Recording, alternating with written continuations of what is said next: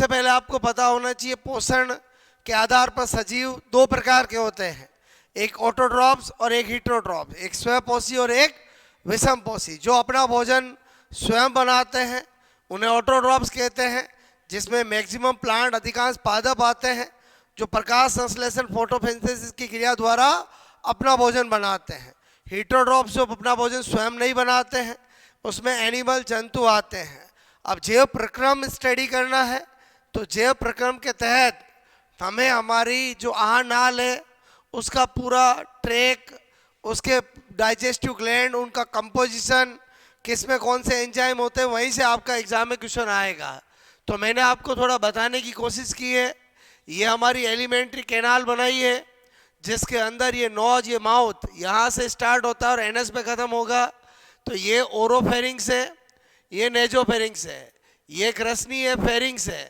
और फेरिंग्स आपको नज़र आ रहा होगा कि चाहे रेस्पिरेटरी ट्रैक हो चाहे आपका डाइजेस्टिव ट्रैक हो, दोनों का क्या है, कॉमन भाग है, यानी common part between respiratory system, ठीक है, एंड डाइजेस्टिव सिस्टम। पाचन तंत्र और श्वसन तंत्र का कॉमन भाग कभी भी पूछे तो कौन होगा, फेरिंग्स ग्रसनी होगा। उसके बाद आपको पता होना चाहिए कि ये आपको ट्यूबुलर स्ट्रक्चर ईसोफेगस है, इधर लैरिंग्स बताया है जो रेस्पिरेटरी ट्रैक का भाग होता है। अभी हम पाचन तंत्र की बात कर रहे हैं इसलिए हम इसी में बोलो रहेंगे। जब मैं श्वसन बताऊंगा तो आपको ये वाला ट्रैक भी बताऊंगा। बस ये एपिग्लोटिस है, ग्लूटिस है, क्लियर। और ये ईसोफेगस के ऊपर गुलेट है। फिर ईसोफेगस से भोजन जाता है स्टोमक में, आमाशय, ये आपको पार्ट नज़र आ रहा है। उसके बाद स्मॉल इंटेस्टाइन में तीन भाग होते हैं। पहला बोलो आपका यू शेप, सी शेप, ड्यूोडेनम, ग्रेनी होता है। फिर जेजेनम होता है और इलियम होता है। आपको पता होना चाहिए हमारी आहार नाल का सबसे लंबा भाग स्मॉल इंटेस्टाइन होता है। फिर लार्ज इंटेस्टाइन के तीन भाग होते हैं, एक सिक्कम जो कि अवशेषी भाग होता है, फिर कॉलन और रेक्टम, ठीक है। कॉलन हमारी बड़ी आंत्र का सबसे विकसित भाग होता है, सिक्कम अवशेषी भाग होता है, ओके। और सिक्कम के नीचे अगेन एक वेस्टिजुअल अवशेषी संरचना लगी होती है, वर्मीफॉर्म अपेंडिक्स, जो किसी कार्य की नहीं होती है। ये इलियोसिकल वाल होता है, ये इलियम सिकल में खुलती है। और ये पूरी कॉलन है, बड़ी आंत्र का सबसे विकसित भाग ही कॉलन होता है, जिसको चार भागों में विभाजित किया जाता है, असेंडिंग, ट्रांसवर्स, डिसेंडिंग और सिग्मोइड, ओके। फिर आपका रेक्टम, इस तरह से लार्ज इंटेस्टाइन के भाग होते हैं। फिर एनल कैनाल और एनस। तो दोस्तों यहाँ पर मैंने आपको आहार का भाग मार्ग बताया है, क्लियर। उसके बाद मेन चीज़ कि आपका क्वेश्चन आने का चांस डाइजेस्टिव ग्लैंड्स कितनी होती है, उनका जूस का नाम क्या है, हर जूस का कंपोजिशन क्या है, किस जूस में कौन से एंजाइम होते हैं, उनकी पीएच क्या है, यहीं से पूछा जाएगा। तो वो मैंने आपको चार्ट के थ्रू बताया है। लार ग्रंथियाँ पहला डाइजेस्टिव ग्लैंड है जिसका सीक्रेशन लार सलाइवा होता है, हल्का अम्लीय, ठीक है, होता है। और इसके अंदर लाइसोजाइम और टाइलिन एंजाइम उपस्थित होता है। टाइलिन एंजाइम स्टार्च को माल्टोज में बदलता है। इसका मतलब कभी भी पूछा जाए भोजन के पाचन का प्रारंभ कहाँ होता है तो ओरल कैविटी में ही हो जाता है। इसीलिए कहा जाता है कि जब भी आप खाना खाते हो तो अच्छे से चबा चबा के फिर खाना चाहिए, क्योंकि कार्बोहाइड्रेट का पाचन तो मुख गुहा में ही प्रारंभ हो जाता है। उसके बाद जठर ग्रंथियाँ, बोलो जठर ग्रंथियाँ, जठर रस गैस्ट्रिक जूस को सिक्रेट करती है। पीएच 1 से 2 क्योंकि एचसीएल के कारण बोलो हाईली एसिडिक ओके होता है। और एचसीएल का सीक्रेशन गैस्ट्रिक ग्लैंड में ऑक्सेंटिक सेल या पेराइटल सेल करती है, जबकि पेप्सिनोजन प्रोरेनिन लाइपेज का पेप्टिक सेल करती है, जिसको चीप कोशिका भी कहते हैं। ये अक्सर एग्जाम में पूछ लिया जाता है कि एचसीएल का स्रावण किसके द्वारा किया जाता है। पेप्सिनोजन और प्रोरेनिन ये इनएक्टिव बोलो क्या होते हैं, एंजाइम, जिसको एचसीएल बाद में पेप्सिन और रेनिन में बोलो बदलता है। और ये जो है वो प्रोटीन का पाचन करते हैं। और लाइपेज जो है वो आपका फैट का पाचन करता है। इसका मतलब स्टोमक में कार्बोहाइड्रेट का पाचन नहीं होता है। इसका मतलब हुआ कि प्रोटीन फैट का पाचन का प्रारंभ स्टोमक से ही होता है, क्योंकि ये गैस्ट्रिक ग्लैंड कहाँ पर है बोलो, स्टोमक में। ओके, उसके बाद लीवर यकृत की बात करें, इसके जूस का नाम बाइल जूस होता है, हल्का सारीय होता है ये, हल्का सारीय। ओके, यहाँ पर बोलो एंजाइम एब्सेंट होते हैं, ऐसा कौन सा डाइजेस्टिव जूस है जिसमें एंजाइम एब्सेंट होता है, ऐसा क्वेश्चन आए तो आपको पता होना चाहिए बाइल जूस ही आंसर होगा। और इसमें मेनली कंपोजिशन में दो चीज़ें होती है, एक पित्त वर्णक बाइल पिगमेंट, पित्त वर्णक, क्लियर, और एक आपसे मैं कह रहा हूँ बॉयल सोल्ट यानी पित्त लवण, ये दो कंटेन होते हैं। और जो बाइल पिगमेंट होता है उसमें बिलीरुबिन और बिलीवर्डिन। ओके, और जो बाइल सोल्ट होता है सोडियम ग्लाइकोलेट, सोडियम टर्कोलेट, ये बाइल सोल्ट ही वसा का पाइसीकरण इमल्सिफिकेशन और फेट करता है, वसा को छोटे छोटे टुकड़ों में तोड़ता है। जब भी कभी बिलीरुबिन की मात्रा बढ़ जाती है तो आपका यूरिन, आंखें, नाखून सब पीले हो जाते हैं, जो कि जॉन्डिस में होता है। तो आई होप आपको मेरी बात समझ में आई होगी।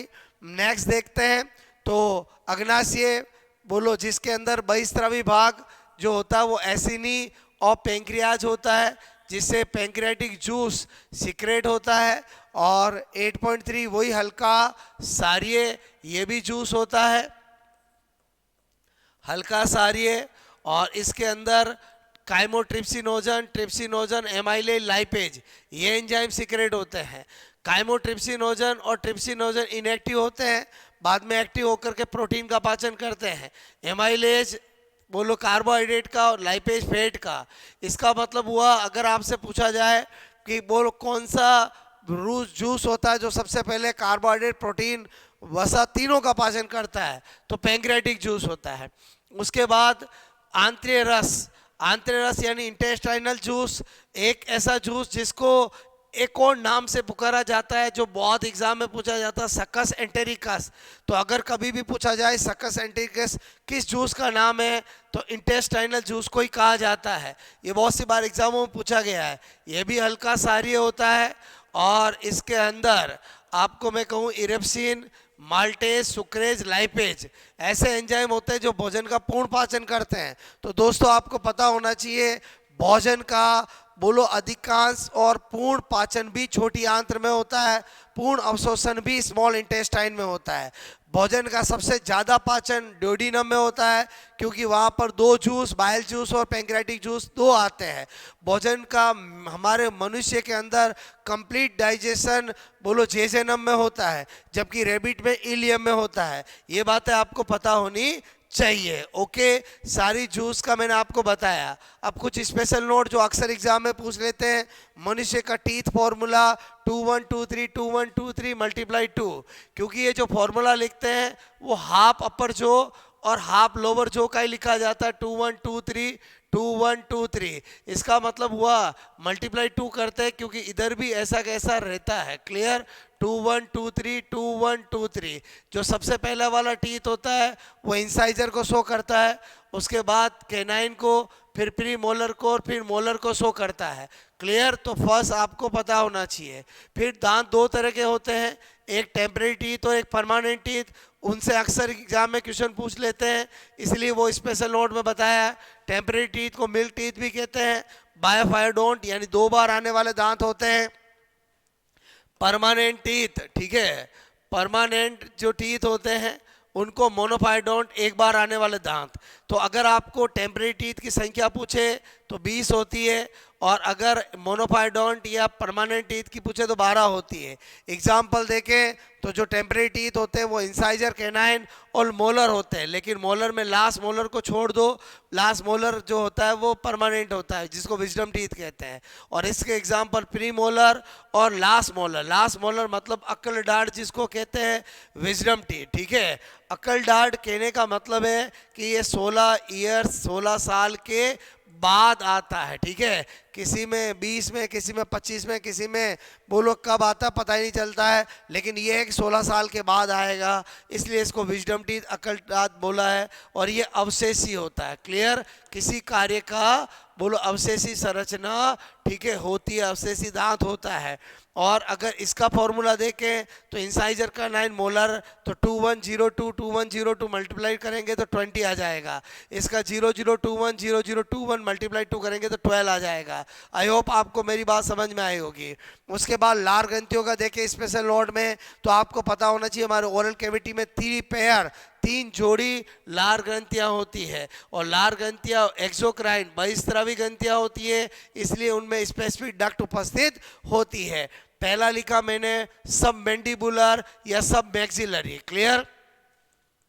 सब मैंडिबुलर, क्लियर, या सब मैक्सिलरी। और इसकी डक्ट होती है वाटन्स डक्ट। और ये 8 junction of upper and lower जो ऊपरी और निचली जगड़े के जंक्शन पे पाया जाता है। सब लिंगुअल अधोजीवा, ये रिविनियस डक्ट इससे उपस्थित होती है।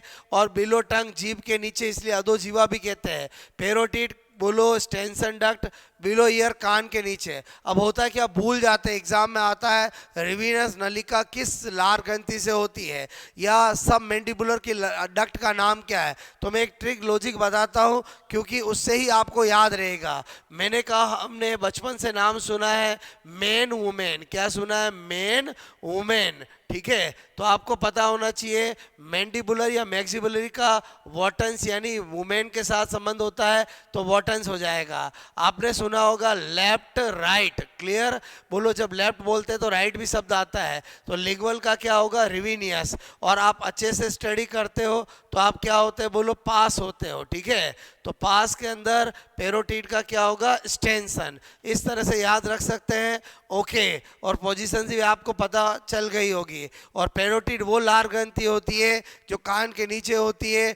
बच्चों के अंदर वायरस का संक्रमण होने से मप्स डिजीज कनपड़े रोग होता है, अक्सर एग्जाम में पूछा जाता है। क्लियर? तो आई होप आपको यहाँ पर सारा जो मैंने एक आपका जैव प्रक्रम है वो मैंने बताने की कोशिश की है। आई होप समझ में आया होगा। कमेंट्स करके बताएं और इसी तरह से पढ़ते रहें और मस्त रहें।